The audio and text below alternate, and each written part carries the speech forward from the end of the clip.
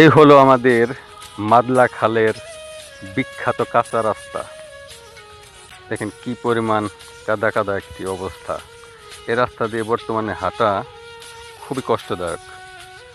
এমনিতে লাল মাটি এবং কি অল্প অল্প বৃষ্টি, এই বৃষ্টির কারণে প্রচুর পরিমাণ কাদা হয়েছে আমাদের এই দিঘিরচালা হতে ভোয়ার যাওয়ার রাস্তাটিতে। এই রাস্তাটি নিয়ে আমি কয়েকদিন আগে একটি ছবি পোস্ট করেছিলাম। আসলে খুবই বেহাল দশা, পুরো রাস্তারই খুব বেহাল দশা। এই রাস্তাটি আমাদের যদি পাকা হতো, আসলে এপার ওপার যাতায়াত এবং কি বিভিন্ন স্কুল মাদ্রাসা যাতায়াতের সুবিধা হতো।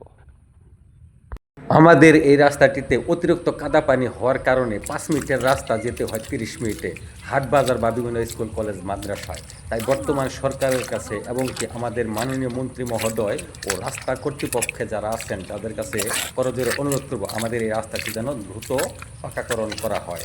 সবাই আপনারা ভালো থাকেন এবং কি আমার এই ভিডিওটি সবাই আশা করি শেয়ার করবেন।